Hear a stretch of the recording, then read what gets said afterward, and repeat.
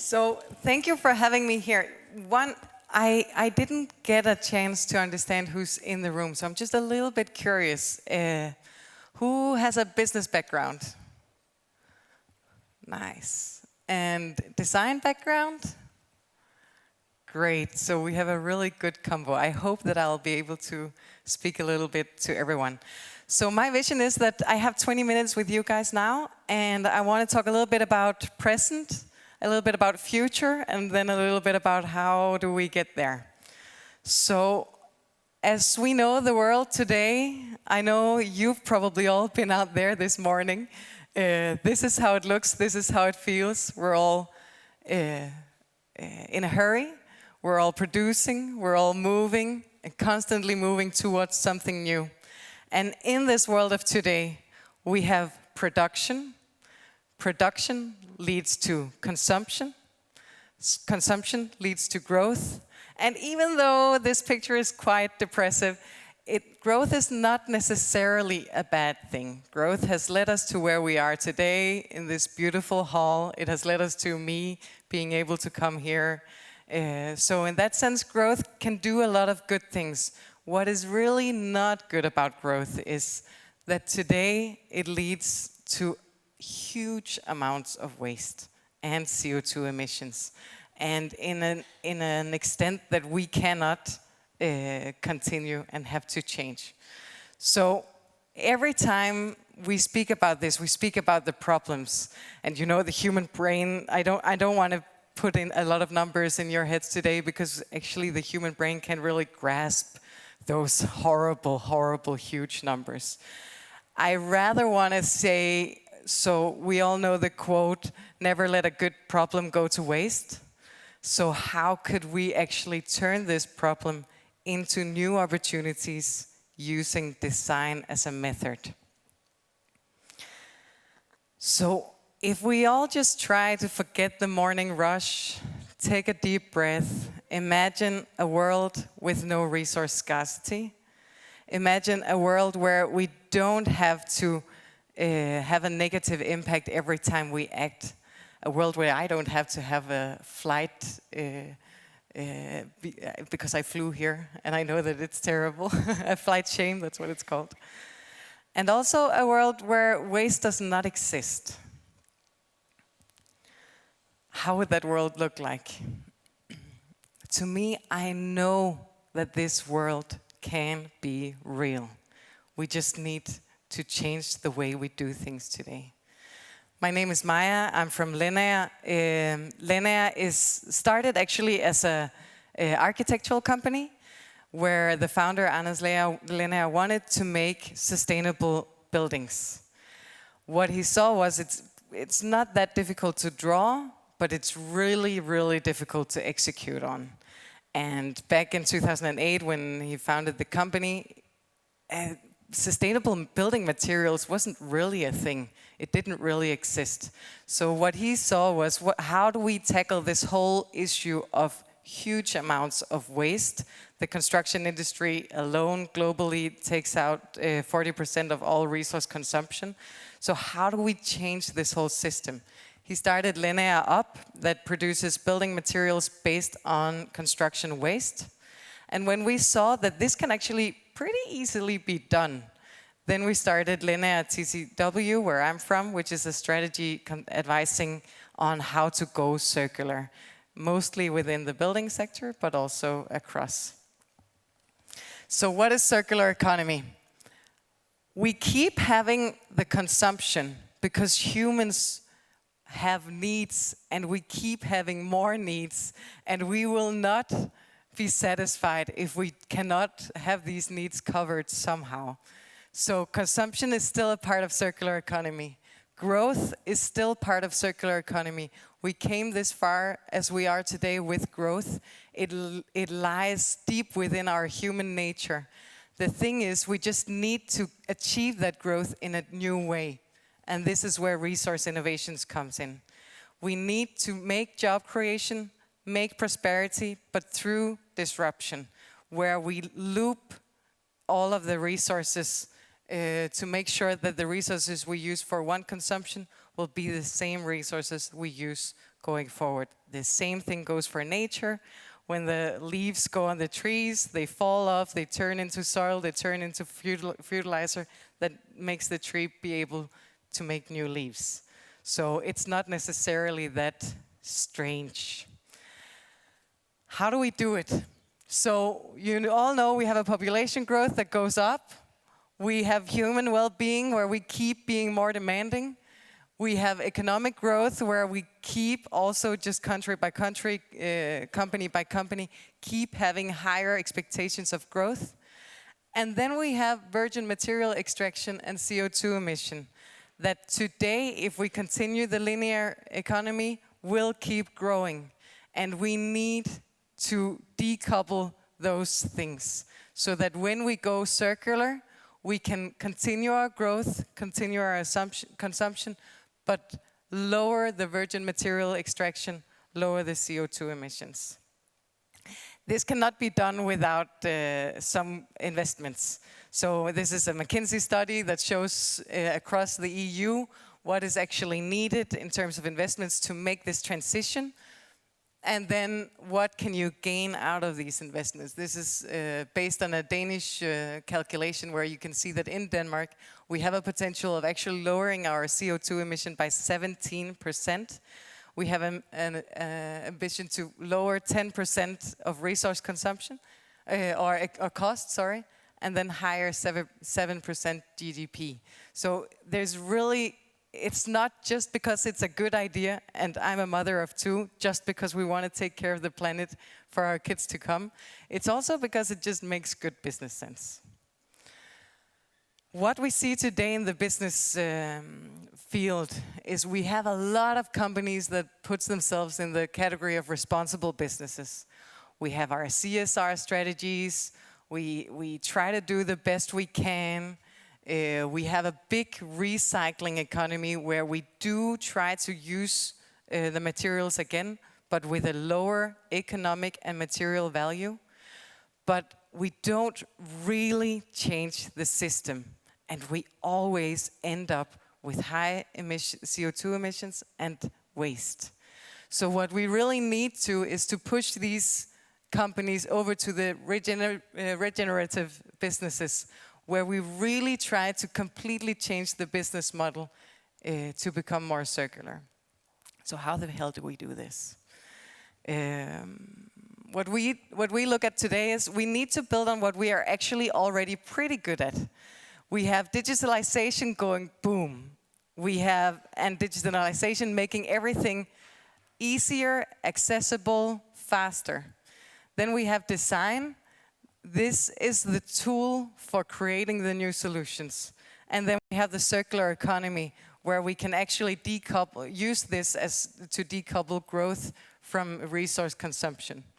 So if we really build on these three strengths and opportunities that we have today, then with looking at the market, making sure that there is a need, looking at implementation, making sure that regulations actually allow it, and looking at technology, making sure that we actually can do it, then we can create valuable innovations that can actually really change and end up giving an incentive for bigger businesses to become even bigger, because that will give them an even greater impact. Harvard Business Review have made a study on innovation and what leads to innovation. And actually it's really interesting to see that innovation completely changed. Before, it was much more, going back to the first quote we had today, about making a return. But today, it's much more about sustainability. Sustainability is the main driver of innovation.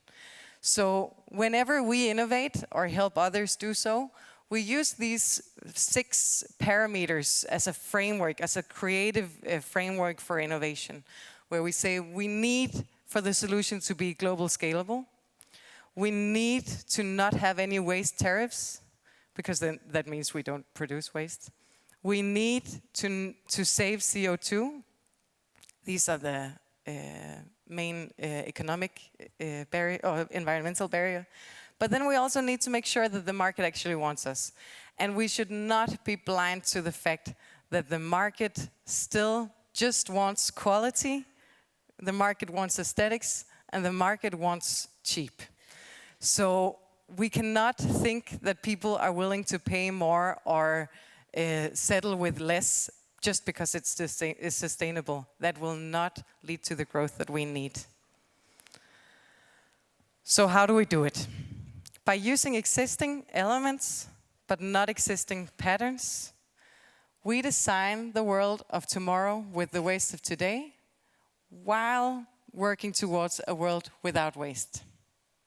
So the reason why these are on two different slides is because it's simply just two different parts of the circular economy. One thing is, how do we tackle the waste issue that we have today? And the other thing is, how do we design a world where we don't have this issue going forward?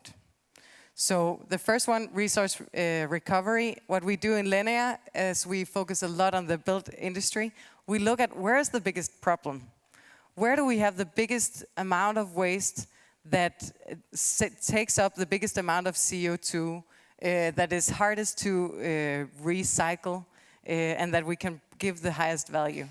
So we look at all of these different construction parameters, we map them, and then we go into saying, okay, so what do we have a lot of that we can reuse to a good and strong level? And what do we have less of that we can use with a recycling perspective?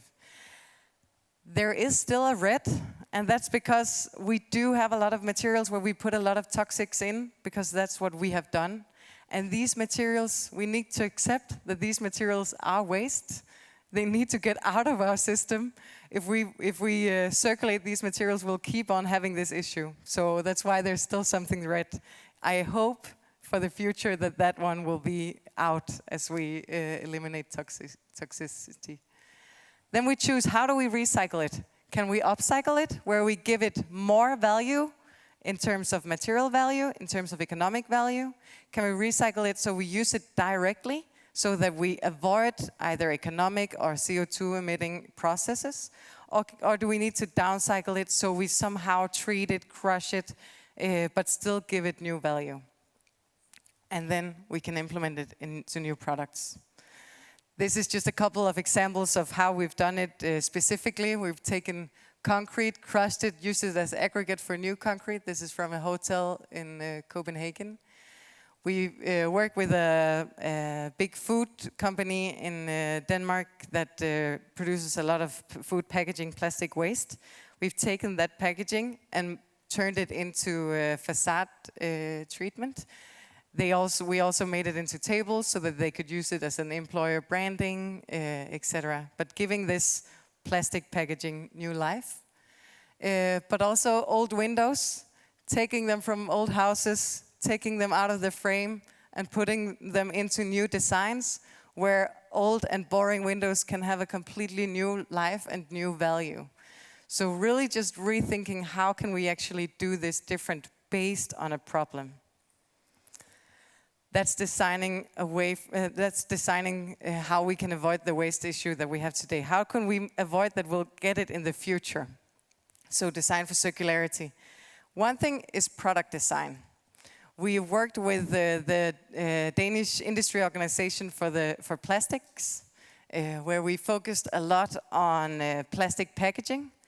And then together with the whole value chain of food plastic packaging, we developed these concepts of how do we design circular products so that they are clean, so that they are not mixed between different materials, and so that they're easily recyclable.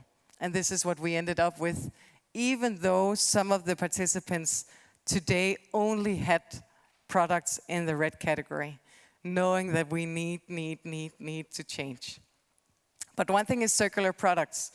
We also need to create the systems that can take these products and actually make sure that they are circulated. So with the plastic industry and across the value chain, we made this whole new value chain of how do we actually make sure that we circulate. Now we produce the new packaging, but we also need to design the system around it. So we invited the retails, we invited food companies, we invited professors, etc., to make sure that we actually design a system that can circulate the materials. I think often, and the designers in here must know how often people tend to think of design as way too limited.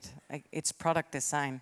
This product design is a really, really important part of circular economy, but it is not at all the only part. So we have design up here, which is product design, I'm sorry. And then all of the rest, we need to design take-back system, we need to design materials, product services, sharing, and we need to design solutions so that we get data on how our customers use our products so that we can make sure that they're even more fitted to the use, so that they can last longer, so that we can make sure that we can repair them if they break, etc. And there's a lot. So I know the circular economy is big. It touches upon a lot of things. And this is why we always try with our clients to say, what is it that makes the greatest impact? So one thing is business effort, business potential, another thing is effort. So one thing is making your waste into fractions. Probably not the biggest business potential, but it doesn't demand too much of you either. So it's a low-hanging fruit, you can easily implement it, go do it tomorrow. Or there's how do I make sure that the production waste that I have today can be reused directly into my own production. Probably if you have waste today, it's because it's hard to do so. So you need to go through some kind of innovation process. Big business potential, but it also demands a lot of effort. So trying to make sure that you prioritize in the efforts and succeed. Start with the low-hanging fruits. Start figuring out how do I succeed with this actually. So what I will say is, I think it's super important to understand that circular economy goes across sectors, and we need to gather across sectors to really be able to find the solutions. For example, the food company that we work with, where we can take their packaging waste and make it into building materials. How can we start making many more of these cross collaborations across industries?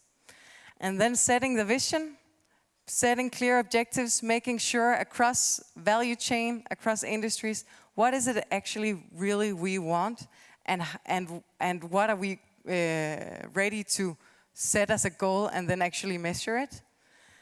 And then designing the infrastructure for circularity, because one thing is designing the product, the other thing is designing the whole system, and there's a lot of design in there.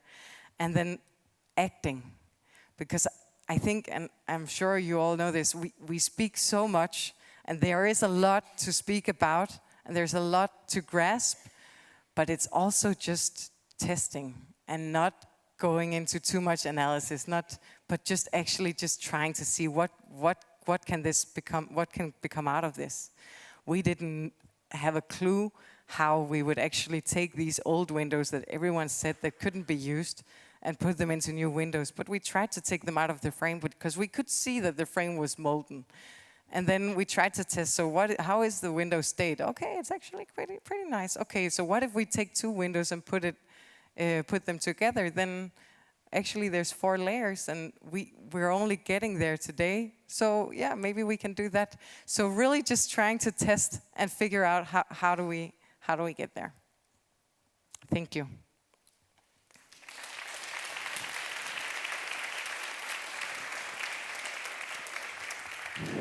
Thank you so much, Maja. I think clarity is something that you truly can, and I think that's really, really important for companies to gain that kind of clarity, to actually have concrete tools to achieve something when aiming at becoming more sustainable. We have 3 personality traits in common, E, N, and T.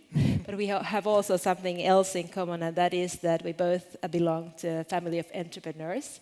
And you have been active as a board member in Family Business Network, just like I have. And therefore, sort of, we've been both operating at the intersection of business and design. And I'd like to ask you whether you've noticed a change in attitudes among companies towards sustainability as a topic. Oh, yes, indeed. In the past 5 to 10 years, for example. Yeah. So a huge difference, yes. When I started working I started in PwC as a sustainability strategy consultant. I think that was around 5 years ago. Mm-hmm. And it was an add-on, and really people didn't actually give a fuck. I'm sorry about my language. But it was something that they needed to do, where now we truly see that you can't even talk about I have a waste issue, because that's not even actually allowed today. So there's a really, really big difference. Yes, indeed. Yes. I've experienced the same. How about the audience? Have you experienced there is a clear shift? Hands up who've experienced there is a clear shift in attitudes. No return. Exactly, no return. Okay. Any questions from the audience? A great chance to ask before. Unfortunately, Maya has to run. She has a flight to catch. But if there is somebody who wants to ask something, yes, please.